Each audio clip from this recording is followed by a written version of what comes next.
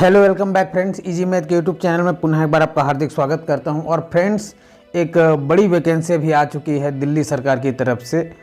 लगभग 6,886 पदों के लिए विज्ञापन जारी कर दिया गया है। जी हां, ये एक रेगुलर पोस्ट है जो कि शिक्षकों की भर्ती हो रही है। ओके, 6,886 मतलब 6,886 वैकेंसी, जिसमें आपके टीजीटी के हैं, पीजीटी के हैं और कुछ इधर और भी कुछ पोस्ट हैं जो कि कम है। ओके, जिसमें आपका पटवारी है, हेड क्लर्क है, असिस्टेंट टीचर है, ठीक है, और सेक्रेटरीट असिस्टेंट है, काउंसलर है, ठीक है, और यहाँ पर टीजीटी और प्राइमरी टीचर की वैकेंसी हुई है। ठीक है, तो ये सारी चीज़ें हैं जिसका सिर्फ ऑनलाइन एप्लीकेशन फॉर्म भरा जाना है। तो सैल्यूट है ऐसे सरकार को जो इस महामारी के दौर में भी इस तरह की वैकेंसी लेके आ रहे हैं। ठीक है, तो इस वैकेंसी के बारे में पूरी जानकारी देने वाला हूं। अगर आपने डीएड, बीएड या टीचिंग रिगार्डिंग कोई भी डिग्री या डिप्लोमा किया है तो आपके लिए एक बेहतरीन चांस है। भारत का कोई भी नागरिक है ना, कोई भी नागरिक इस आवेदन को भर सकता है अगर उसके पास क्वालिफिकेशन है तो। ओके, तो मैं पूरा डिटेल से आपको बताऊंगा, इतना बता दूंगा है ना कि आपको पता चल जाएगा कि मुझे किसके लिए अप्लाई करना है, किसके लिए नहीं। बाकी मैं आपको जनरल बातें ही बताऊंगा। ठीक है, और आपको अगर भरना है तो आपको देखिए, ये लगभग बता रहा हूँ मैं आपको 22 पेज का वैकेंसी है और इसको आपको भरना है तो डीप में तो पढ़ना ही पड़ेगा, क्योंकि कई चीज़ें ऐसी रहती है कि एक छोटी छोटी लाइन में लिखी होती है तो छूट जाती है। तो सबसे पहली बात, अगर आप इस एडवर्टाइजमेंट को डाउनलोड करना चाहते हैं तो ये इसका ऑफिशियल वेबसाइट है, लिंक मैंने डिस्क्रिप्शन बॉक्स में दे दिया, वहाँ से भी आप डायरेक्टली डाउनलोड कर सकते हैं। ठीक है, और ये आपको 12/5/2021 को जारी कर दिया गया है। ऑनलाइन एप्लीकेशन का डेट है आपका 25/5/2021 से 24/6/2021 तक इसको भर पाएंगे। ओके, मतलब 25 मई से 24 जून तक इसका फॉर्म भरा जाना है। एग्ज़ाम कब होगा तो एग्ज़ाम अभी डिक्लेयर इसमें नहीं बताया गया है कि कब एग्ज़ाम होना है, लेकिन होगा और मोस्ट प्रॉब्ली इस 5-6 महीने बाद हो सकता है, जल्दी भी हो सकता है, कोई गारंटी नहीं होती है। अब यहाँ आप देख सकते हैं कैटेगरी वाइज वैकेंसी किस तरह से है। टोटल वैकेंसी की मैं बात करूँ तो मैं आपको बताया कि 6,886 पोस्ट है। ठीक है, जिसमें लगभग पीआरटी की जो प्राइमरी टीचर है उसमें इसका लगभग 550, लगभग 550 वैकेंसी है, और बाकी जो वैकेंसीज हैं ना टीजीटीज की हैं और इस तरह से हैं। ओके, तो यहाँ पर मैं आपको 1 बाय 1 बताता हूँ। आपको जो ट्रेनिंग ग्रेजुएट टीचर है हिंदी फीमेल के लिए है, यहाँ पर देख सकते हैं EWS, UR general, OBC, SC, ST। ठीक है ना, और टोटल इस तरह से इसका अब दिया गया है सीट, यहाँ पर 551 है ना, 551 पोस्ट है टोटल। इसी तरह से जो हिंदी टीचर का मेल का है उसका 556 पोस्ट है, और यहाँ पर training graduate teacher natural science male का है यहाँ पर 1040, नेचुरल साइंस फीमेल का है 824 पोस्ट, मैथ टीचर फीमेल के लिए आपका यहाँ पर 1167, मेल के लिए है मैथ टीचर 988 पोस्ट। ठीक है, सोशल साइंस मैथ के लिए 469 पोस्ट, सोशल साइंस फीमेल के लिए यहाँ पर देख सकते हैं 662 पोस्ट, बंगाली टीचर के लिए 1 पोस्ट है। ठीक है, असिस्टेंट टीचर प्राइमरी जिसके लिए 434 पोस्ट यहाँ पर जारी किया गया है। असिस्टेंट टीचर नर्सरी और प्राइमरी टीचर देखिए थोड़ा अलग है, मैं बताऊंगा डिटेल से आपको। नर्सरी टीचर के लिए यहाँ पर 74 पोस्ट जारी कर दिया गया है। ठीक है, और यहाँ पर और भी पद है, मैं जिसको आप 12 से लेकर 16 तक इसके लिए भी यहाँ पर वैकेंसी रिलीज की गई है। इसका ग्रेड पे भी सैलरी भी काफ़ी अच्छी है टीजीटी और प्राइमरी टीचर की। ठीक है, तो इसके लिए आप जरूर भरें। इवन काउंसलर का भी यहाँ देख सकते हैं 42 ग्रेड पे है, हेड क्लर्क का 46 ग्रेड पे है। तो ये बहुत ही अच्छी मात्रा में वैकेंसी आई हुई है इस समय, और आपके लिए गोल्डन चांस है अगर आप इसके लिए क्वालिफिकेशन रखते हैं। ठीक है, तो ये तो बात हो गई पद की। अब हम बात करते हैं कि कौन कौन इसके लिए वैकेंसी जो है उसको भर सकता है। ओवरऑल मैं आपको यहाँ पर बता देता हूँ जनरल इंफॉर्मेशन। तो सबसे पहली बात हम प्राइमरी टीचर की बात करेंगे। PRT का मतलब होता है प्राइमरी टीचर। ठीक है, जो 1st to 5th तक पढ़ाते हैं ये प्राइमरी टीचर है, जिनका ग्रेड पे 4200 ग्रेड पे है ना। और दिल्ली की सरकार अच्छी सरकार, वहाँ सैलरी भी इसका जो अलाउंसेस वगैरह ठीक ठाक मिलते हैं, बहुत अच्छा है।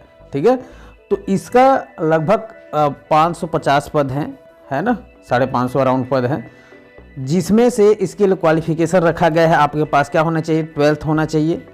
12th के साथ साथ आपका 2 ईयर का डिप्लोमा होना चाहिए, और वो डिप्लोमा चाहे किसी भी नाम से जाना है, आपके पास DLED हो, DED हो, है ना, या फिर BTC हो, इस तरह की जो चीज़ें होती है ना, नाम अलग अलग हो लेकिन डिप्लोमा होना चाहिए आपके पास, 12th और डिप्लोमा हो। इसके अलावा डिप्लोमा होने के बाद, ठीक है, ये डिप्लोमा होना चाहिए प्लस C-TET। ओके, C-TET होना कंपलसरी है। तो ये तीनों चीज़ चाहिए। पहला क्या चाहिए, 12th पास होना चाहिए। दूसरा क्या होना चाहिए, आपके पास डिप्लोमा होना चाहिए। थर्ड क्या चाहिए, C-TET होना चाहिए। अगर आपके तीनों हैं तो आप प्राइमरी टीचर के लिए एलिजिबल हैं, आपको अप्लाई करना चाहिए। ठीक है, इसी तरह से हम TGT की बात करें तो TGT के लिए जनरल में बता दे रहा हूँ आपको, आपका ग्रेजुएशन होना चाहिए। ठीक है, ग्रेजुएशन होने के बाद C-TET पास होना चाहिए।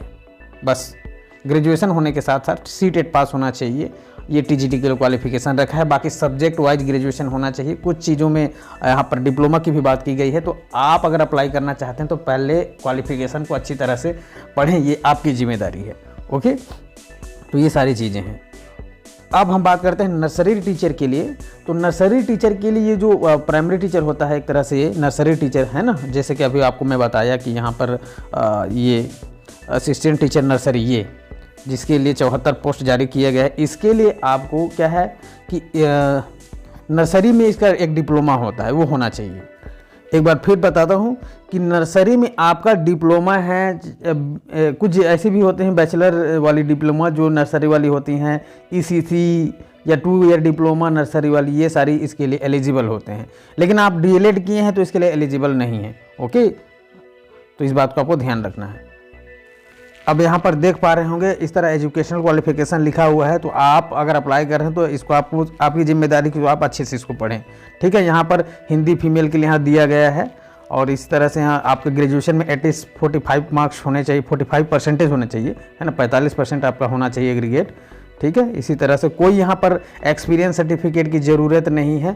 अभी एज रिलैक्सेशन के बारे में बताऊंगा अभी। ठीक है, कोई एक्सपीरियंस सर्टिफिकेट की ज़रूरत नहीं है। एक इम्पॉर्टेंट बात है SC ST और OBC कैटेगरी वाले कि ये लोग दूसरे राज्य के लोग एलिजिबल हैं कि नहीं, तो अभी बता रहा हूँ। पहले क्वालिफिकेशन की बात करते हैं। तो इसी तरह से आप देख पा रहे हैं, ये इसका एजुकेशनल क्वालिफिकेशन है। आपकी जिम्मेदारी है इसको ध्यान से पढ़ें। सब्जेक्ट वाइज यहाँ पर दिया गया है। ओके, एक बड़ी बात यहाँ यह है कि यहाँ असिस्टेंट टीचर प्राइमरी का जो बात किया गया है, जैसे NCT का गाइडलाइन आया हुआ था कि BEd वाले भी एलिजिबल होंगे, लेकिन मुझे यहाँ पर कहीं पे दिखा नहीं कि यहाँ पर इस टाइप का कुछ लिखा हुआ है। ठीक है, तो यहाँ पर फिलहाल ऐसा कुछ नहीं लिखा है कि इसके हिसाब से BEd वाले बिल्कुल एलिजिबल नहीं है। ठीक है, BEd वाले अप्लाई नहीं कर सकते प्राइमरी टीचर के लिए। ठीक है, और डिप्लोमा वाले कर सकते हैं। देख सकते हैं प्राइमरी टीचर का ही क्वालिफिकेशन है यहाँ पर दिया गया है। ओके, C-TET पास होना चाहिए और ये NCT से मान्यता प्राप्त आपका होना चाहिए जो DLED किया है आपने। ठीक है, और पे स्केल अगर सारा पर यहाँ पर दिया गया है।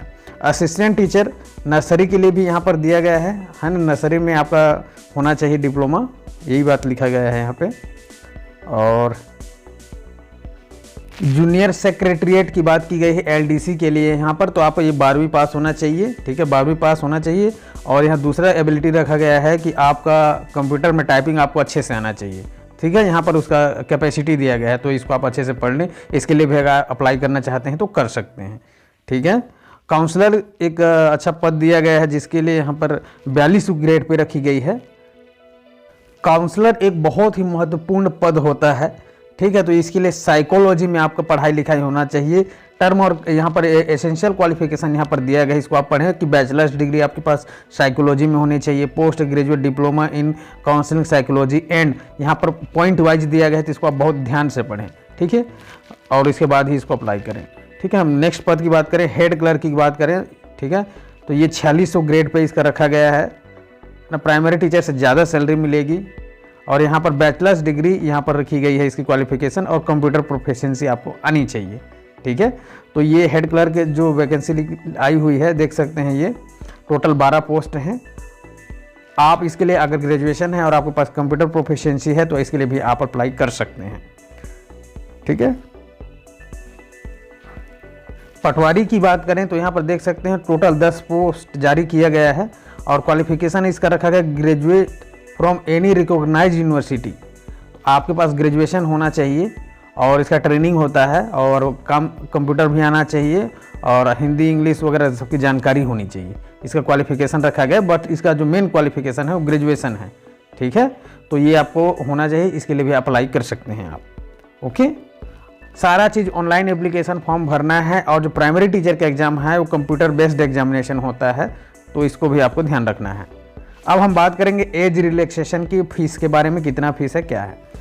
लेकिन एक बात मैं बता देना चाहता हूँ कि देखिए, ओबीसी आप अगर दिल्ली से ओबीसी हैं तभी इसका फ़ायदा ले पाएंगे, ठीक है। अगर आप बाहर के ओबीसी हैं, जैसे आप रहने वाले राजस्थान के हैं और आपने इसका सर्टिफिकेट बनवा लिया है राजस्थान से ओबीसी, या फिर सेंट्रल वाला ओबीसी का सर्टिफिकेट बनवा लिया है, तो इसका फ़ायदा आप नहीं ले पाएंगे। लेकिन आप दिल्ली के ओबीसी हैं तो इसका फ़ायदा ले पाएंगे। लेकिन यही केस एससी और एसटी के लिए लागू नहीं होता है। एससी और एसटी वाले अगर मान लेते हैं राजस्थान के हैं तो वो वहाँ भी उसका फ़ायदा ले पाएंगे, कैटेगरी का फ़ायदा ले पाएंगे, ठीक है।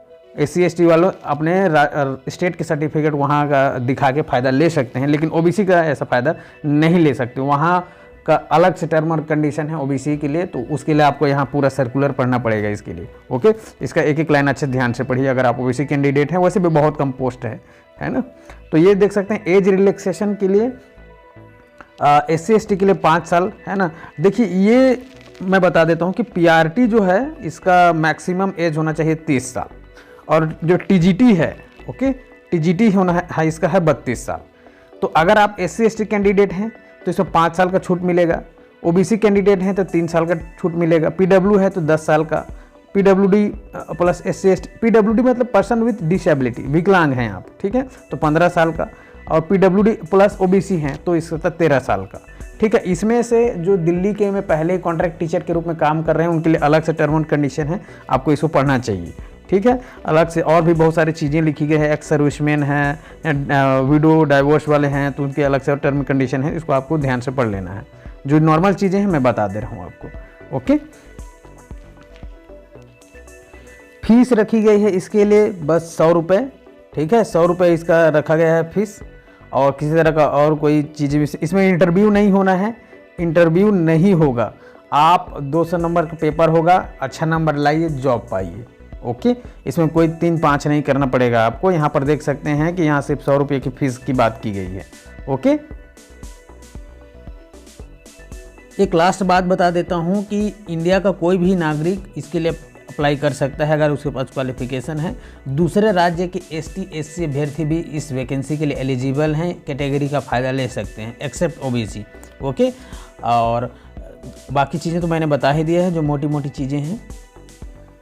इसमें निगेटिव मार्किंग होगा, ठीक है, 200 नंबर का पेपर रहेगा। 200 नंबर में से दोनों, एक पार्ट ए रहेगा और पार्ट बी रहेगा। पार्ट ए जो है सबके लिए सेम रहेगा और पार्ट बी सबके लिए सेम नहीं रहेगा, वो अकॉर्डिंग टू पोस्ट होगा, ठीक है। 1/4 निगेटिव मार्किंग है। अगर आप 4 सवाल गलत करते हैं तो 1 नंबर आपका कट जाएगा, ठीक है। 1 सवाल गलत करते हैं तो 0.25 मार्क्स आपका कट जाएगा। इस बात को आपको ध्यान रखना है, ओके। तो ये आपका सिलेबस देख सकते हैं, सेक्शन ए और section B, okay. Section A आपका 100 नंबर का होगा और सेक्शन बी भी आपका 100 नंबर का होगा। इसी तरह से 200 नंबर के आपके एग्ज़ाम होंगे। ऑफिशियल वेबसाइट के माध्यम से आप इसका फॉर्म भर सकते हैं। यहाँ पर इसको ऑफिशियल वेबसाइट है, लिंक भी मैंने दे दिया है। और क्वेश्चन पेपर जो बाइलिंगुअल होगा, हिंदी और इंग्लिश दोनों में रहता है, आप उसका ये कर सकते हैं। समय रहते इसको फॉर्म भर देना है। फॉर्म कैसे भरना है मैं भी आपको स्टेप बाय स्टेप इसका फॉर्म भर के बताऊंगा, ठीक है। और मेन चीज़ें हैं कि आप इसका तैयारी कीजिए। इस टाइम में वैकेंसी आया है, मतलब इसका एग्ज़ाम भी होगा। दिल्ली सरकार काफ़ी एक्टिव है इस मामले में, तो निश्चित तौर पर आई थिंक जो भी परिस्थितियाँ बन रही उसके हिसाब से ज़रूर इसका एग्ज़ाम किया जाएगा और हो सकता है मोस्ट प्रोबेबली इस ईयर इसका एग्ज़ाम हो जाए, ओके। तो तैयारी करते रहिए, कोई भी डाउट हो तो मुझसे पूछ सकते हैं। बाकी आपकी भी ये जिम्मेदारी है कि आप इस एडवर्टाइजमेंट को डाउनलोड करें। आप ओबीसी कैंडिडेट हैं तो इसको बहुत डीपली स्टडी करना है, उसके बाद ही फॉर्म भरना है। बिकॉज 1993 से जो दिल्ली में रहते हैं ओबीसी हैं उन्हें और नॉन क्रिमिलेयर उनको ओबीसी का फ़ायदा मिलेगा।